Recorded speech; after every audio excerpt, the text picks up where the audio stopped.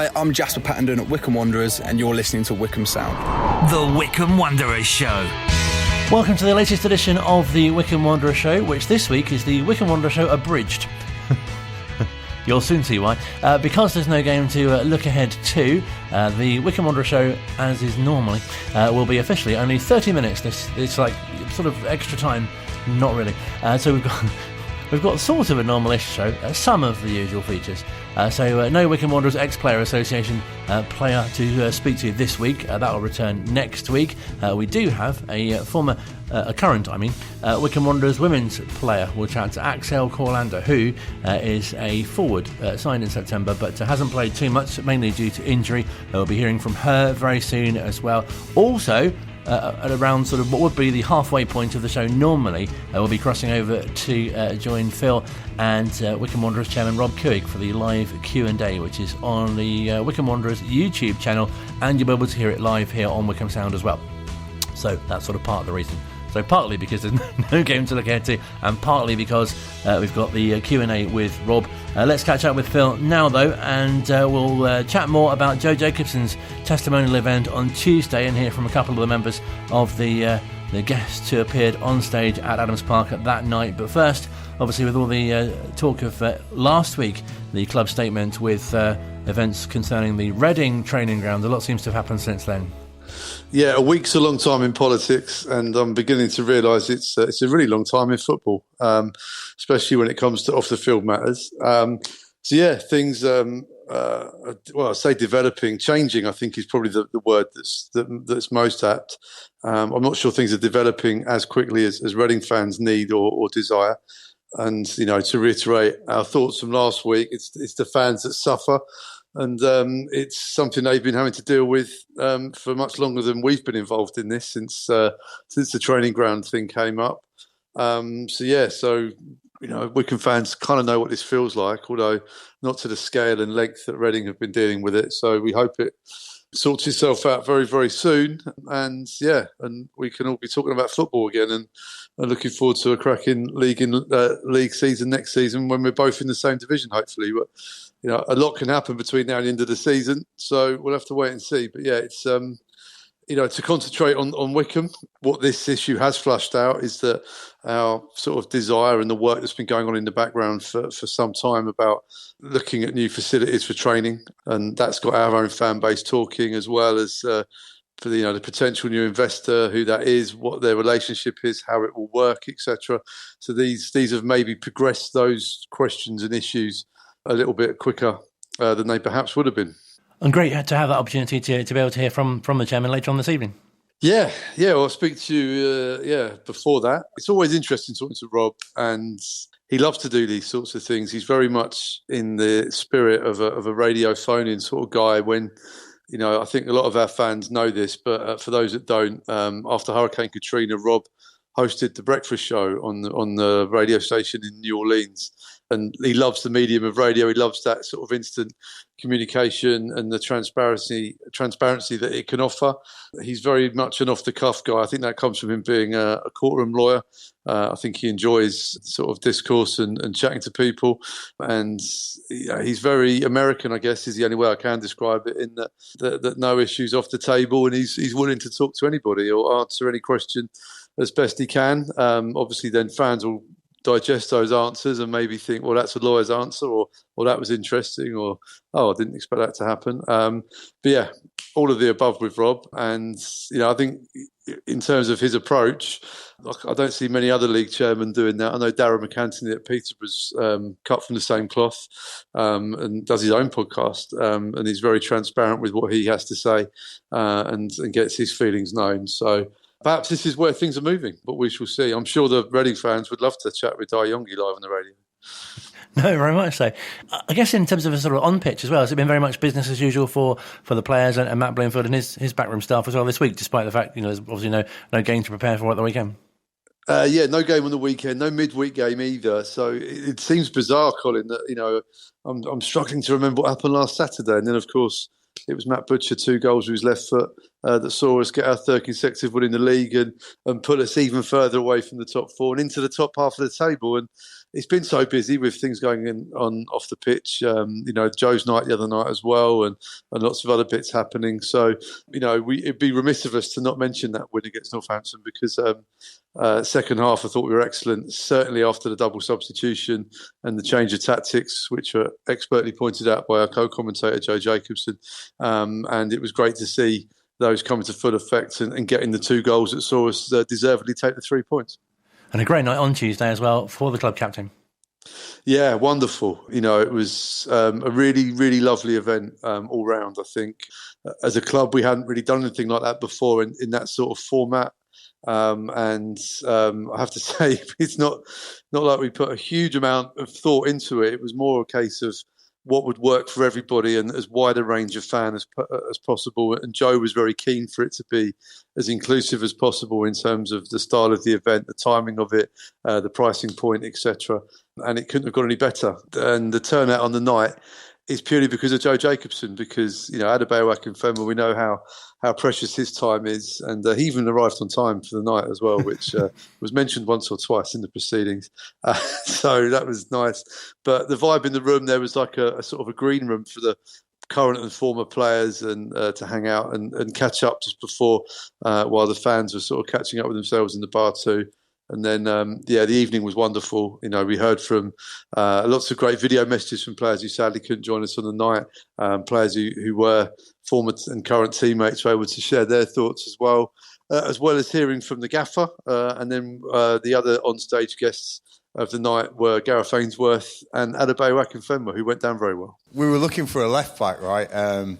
We played Aaron Pierre at left-back at Torquay, who was a centre-half, obviously, and the momentous, we were just talking about it with Anthony and Sam Wood and people like that who's come tonight. And remember, we played Aaron Pierre at left back, and there's no way Aaron Pierre's a left back, right? He's a great centre half, but he was never a left back. Although he did a great job down at Plainmoor there. But we're in the car and we were racking our brains.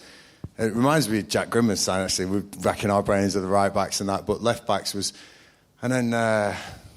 Joe Jacobson's name come up, and I said to Dobbo, I think I played against him, right? And I had. We played against him, and I think I played for Wycombe against him. I said, he's not bad, him. I remember him putting some brilliant set pieces in, Dobbo, and I said, if we're going to survive again this season, we're going to need some good delivery from set pieces. So JJ's dad's right. We weren't actually aiming for Wembley playoff final that year, right? Believe it or not, right? We were aiming as high as we could possibly go, but... He came, we were just talking about the belief, what we had to change at the club and the signings we were going to try and make. I remember Cedo, John Barty again, similar time we're coming in, reeling off these names. One name I didn't mention was Alfie Mawson. He was an absolute bonus on the day before the season started. But JJ was key. He was key because he was a name. He played at a higher level. He played consistently. And, to get him in was an absolute coup. And yeah, you have to do that sometimes on the phone and talk players round. And I didn't know I was talking his dad round as well, but we definitely got him. And 10 years later, one of the best signings this club's ever made. Joe, what clinched it for you? What did he say? What was the magic line? Well, first of all, you've been very kind in saying we played against each other. Because I remember when I was at Oldham and Wycombe came up to Oldham, and I remember you played right wing, I played left back. And I remember the manager at the time had a go at me at half-time. He's like, he's 40 years old and he's running past you. Yeah, that didn't end well up I used to do it to Cedo in training as well. Oh, thank you. Yeah, it was just you and Dobbo, your attitude towards football and how positive you are and stuff like that. It was... it was infectious, and I wanted to just see, what, this sounds a bit of me, and how you wanted to change things, and players start coming through the door. As soon as pre-season started, first game of the season, all of a sudden you're thinking, no, we could do all right here. Be record goal scorer in the Football League era for this club. How many would it have been if Joe Jacobson wasn't a Wycombe Wanderers player? All right, before, because he was ripping me all day. So let me just get that out. Like, Joe's not the guy you think he is, you know what I'm saying? No, I'm playing. No, listen, for me, as a striker, And how good he is when I first came in, Joe knew and knows I don't like to run at all. So how good his left foot is, he was able to hit my head pinpoint because I wasn't moving. And that's how many goals I got, and that's how good he is. And look, I said it, and we've gone back and forth, but he made my life easy in the sense where he put it where was my strengths constantly. I didn't have to run, I just had to time it, and it was a beautiful thing. He got me a lot of goals, and he made you not like me very much. So I like him. No, look, he's being very modest there.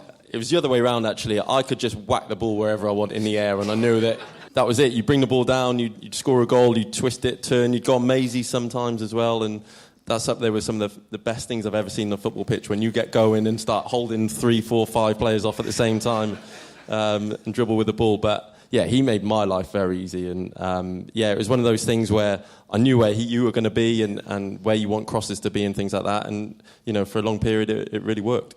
Yeah. Bayo, the great thing about football is it brings characters from all walks of life, from everywhere, together to be a team. At Wycombe, it was a fantastic example of that, and there's no bigger character than you. What was it like being in that dressing room, coming into that strong environment already because of people like JJ in there? Yeah, it was, I mean, we've mentioned it. Gaffer mentioned it before. JJ's mentioned it. And everyone from the old school has mentioned in the sense of balance. It was a cauldron of different characters. And listen, it is about him, so I will give him his flowers. But he knew how to manipulate and work individuals. Like me, there's a rumour going around that I was late all the time. Don't believe it. But so JJ, and the way he ran it, it was the respect we had for JJ because the way he went about stuff. So even like there's so many stories, but Christmas dues, they'll plan Christmas dues, and I'll be the first to say, "We're going where?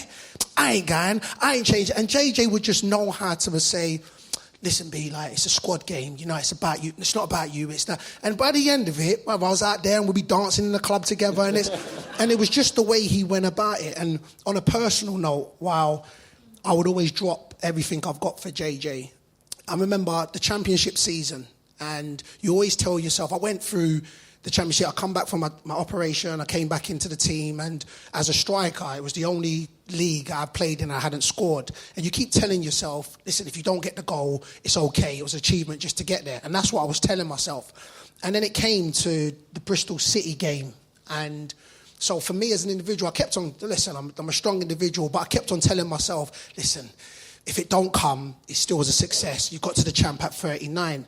When we got that last minute penalty, and this is a personal note, and I've said this to him, I looked at him and he went, listen, big man, take it. And for him to give me that opportunity, for me to get my one and only championship goal, he gave me that. So I would always hold him in the highest of esteem because he gave me that.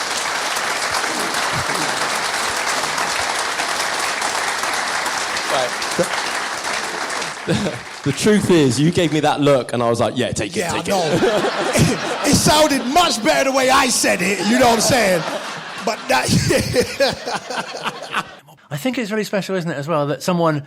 You don't really hear that much these days of someone who's at a club for 10 years and the contribution they've made during their time there either. Yeah, it's very rare. I mean, the irony isn't lost on us that our final guest of the evening to speak with us and Joe on stage was Matt Bloomfield, who had the sort of not insignificant 19 years as a player at the club. But these are two one-offs in the modern game. There's very, very, very few in the last 2 or 3 years, and you look around the game now and you think, who's going to be next? Wycombe's next longest serving player is Jack Grimmer on 5 years. And when he realised that, you think, wow, what an achievement it's been. But also when you look at the stats, Colin, across the 9 years before this season, just incredible. The least amount of appearances Joe made in a season before this season was 36. That's a good return for any pro at any season, at any stage of their career. The most he made was 52. So there's a goal involvement, an assist or a goal once every 4 games, which for a defender is exceptional. And then you just look at the achievements of the club, and we only heard Gareth talking about it just now about the impact that Joe had on the club and one of the generals, and he was a huge part of the success of that era. We've been lucky to have him, and we're all excited to see what comes next. We'll look forward to hearing from you a bit later on when you chat to the chairman. Thank you so much for your time. Cheers, Colin. More from Phil later on in the show here on Wycombe Sound. Online, on Radio Player, and on 106.6 FM. This is Wycombe Sound. Final part of this week's Wycombe Wanderer show. I know it's a shorter one this week because of two things really. One, the international break, meaning there's no game this weekend. What was going to be the Cambridge fixture has been rearranged for the 23rd of April, and also coincidentally from 7:30 you'll be able to hear live the Q&A, which is featured on the Wycombe Wanderers YouTube channel, which Phil will be hosting and chatting to the chairman Rob Couig. Many questions being answered this evening, but first part of the regular feature on the show with Wycombe Wanderers women, we catch up with striker Axel Corlander, who signed back in September, but unfortunately due to injury hasn't played so much this season. Because I joined a little bit into the season already, and it was in a period where there wasn't a lot of games being played because it was winter and, games get called off and delayed and whatnot. So I didn't get to play when I signed, and I was coming off the back of a very long injury. So I'd tore my meniscus 2.5 years ago now. So I'd had a long period out, a long rehab period with another club, which didn't work out. So I ended up coming to Wycombe. Played in a game out of an emergency more than anything. I probably shouldn't have played. So I've not experienced too much match action with the club yet, which is obviously a bit disappointing. And then at the back end of November last year, I tweaked something in my knee, which has meant I've missed more games for the club. So I've actually not personally had the opportunity to really play with the team yet. I've trained a lot and been around the girls a lot, so I'm obviously still a part of the team and getting to know everyone pretty well. But the personal side of it, I've not really played yet. So the games that I have been around, thankfully, have been pretty good games where was it Bournemouth? We've ended their unbeaten run, which was a nice moment to be a part of. And I think seeing the back end of this season, or the latter stage of this season, where things look like and feel like they're coming together a bit for the team. So I think Carl and Danny and Dan have been building a pretty strong second half of the season where things are starting to gel, I think, a lot better for the team, and we're seeing a lot better results because of that. So how did you find the injury kind of periods, if you like? Because was it really frustrating, or did it kind of motivate you to want to get back and play more?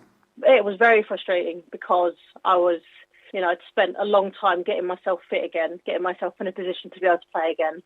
So I'd felt pretty good and pretty strong and pretty confident with it.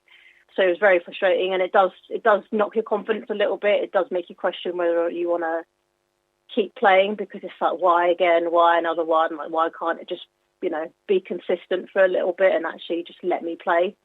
But it's part and parcel of football. You've got to deal with it. So there was a little element of doubt on whether or not I was going to get up and go again. But, the injury wasn't that serious. Luckily, I went back to my consultant, my doctor that's been looking after my knee this whole time, had an MRI, and it was more of a sprain, but it's an area that takes a long time to heal. So that's why it's taken longer than maybe an ankle sprain might take.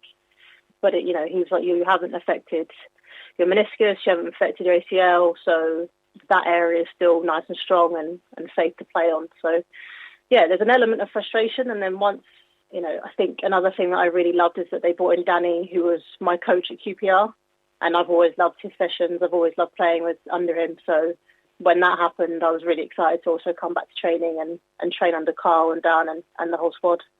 So would you say you're not a very good watcher? Because it must be tricky because you can't really influence the games. But on the other hand, is it quite nice to be able to be on the sort of sidelines and kind of offering sort of support and perhaps some ideas that way as well?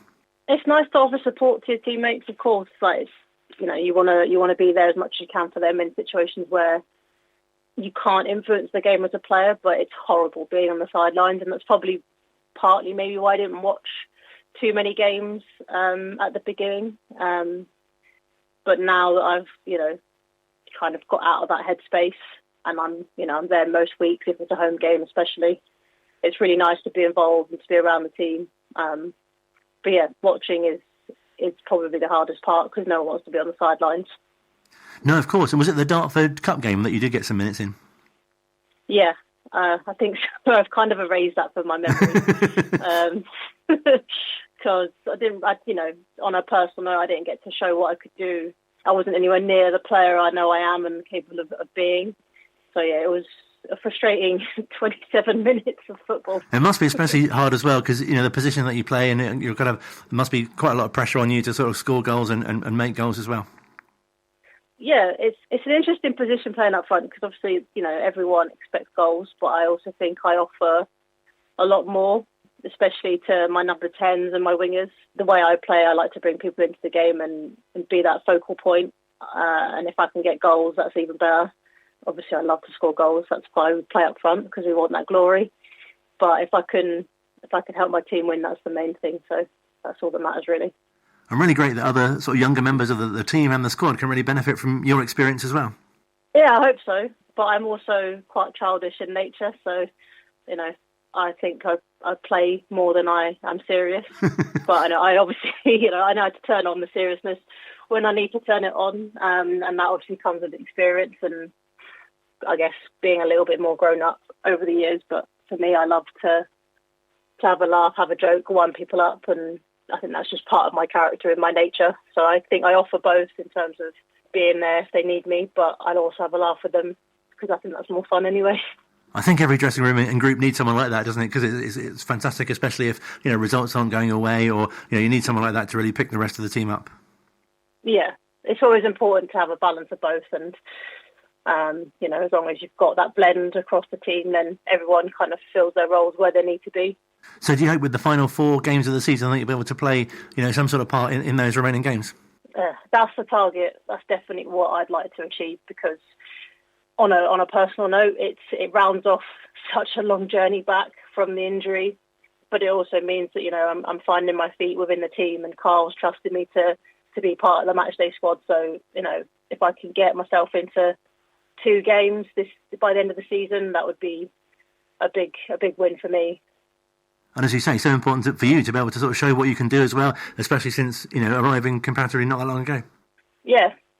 And I think it's important to show what I can do because I'm not one of the flashy strikers that will bang goals left, right and centre. I think my value is a lot more than just scoring goals. So it takes time for me to show that to people and for people to appreciate that. So, yeah, I think if I can find my way into the team by the end of the season, yeah, it's a big win and it's a big bonus. And what are your hopes for the team in terms of the remaining fixtures and what can be achieved? Maximum points across the board. I think we're still in a cup, so if we can win that game and get ourselves into a final, that would be even better. All I know is I want to win, so yeah, maximum points across the board to really show the league that, next season we're back meaning business. No, absolutely. It must feel like a real sort of season of consolidation for yourself, and that must make you look forward to the next campaign, hopefully, and again, showing what you can do there. Definitely, yeah. It's frustrating not being able to do that this season, especially having had so much time at the club already. But yeah, we all have to build towards the future, and I think that's what's coming. And I think there's a lot of desire for us as a squad to achieve big things. And it's just the final details, the little details that we need to work on that I think will come through next season and show that we're actually a much better team than what the league says. And obviously, as you mentioned, you've not sort of played that much, but how do you find kind of balancing, training and playing and with your kind of outside life as well? It's actually a fairly easy thing to balance. My schedule with the freedom that I have being my own boss, I can pretty much be available most weeks. It's only when I have a job that comes in or a shoot that comes in that requires me to travel or be away that's when I miss football. But most of the time, my jobs are in London. I get back to training in time, and it's fairly easy to manage. When my diary is quite busy, then it can be a little bit more of a juggling act. But, we are players that are not in a professional environment, and therefore we have to balance our personal lives and our work lives with the football life still. I wouldn't do it if I didn't enjoy it, for sure. Football has been a part of my life since I was very young, and I'd imagine it'll be a part of my life for another long, long time. Sometimes it's nice to do other things outside of football completely, which I do. I like to, go to the cinema. I like to paint. I like to, be boring and go for a walk. Anything that can, remove my mindset from football, I like to do. And I have friends outside of football that don't really like football. So, doing those little things does make a difference to help balance the life of being in football 24/7. And is it really nice that your job isn't what you might call a sort of traditional role? It must be really nice for you to have that flexibility, as you say, sort of working for yourself as well. Yeah, I have kind of 3 pillars that I work under as a director of photography and photographer. So they're all within a creative space. 2 of them are more hands-on jobs than directing. But yeah, it's something I really enjoy and I'm very passionate about. And I think as a director, the ambition is to eventually make films and work in TV and film. So, I won't be doing football documentaries and football lifestyle pieces with players forever. It will always be part of something I grew up on as a creative. But, the ambition is to get quite high up in this industry. So maybe I'll still be able to play football whilst making films one day. Who knows? No, absolutely. You can combine the two. It's fantastic to speak to you. Obviously, wish you a full recovery from your injury and hopefully that you'll be back on the pitch very soon. And thank you very much for your time. All right, thank you. Real pleasure to chat to Axel, who of course is a forward for Wycombe Wanderers Women. Each week on the Wycombe Wanderers Show, we'll catch up with members of the Wycombe Wanderers team, whether it's the under-23s, the under-18s, the first team, perhaps some of the coaches as well. So do tune in for more of them. Also, we regularly speak to Wycombe Wanderers ex-players as well, thanks to the Wycombe Wanderers Ex-Players Association. That feature shall return next week. Unfortunately, didn't have time for it this week. More from Phil next week as well. Of course, we'll be building up to a busy Easter period. Wycombe Wanderers at home to Pompey on Friday. If you're not going to Adams Park, you'll hear the whole match live here on Wycombe Sound and on Wanderers TV. Simon Garner will be on the Legends Lounge for that one as well, but we'll be telling you more about that next week. But now we have the Q&A with Phil and the chairman, Rob Couig.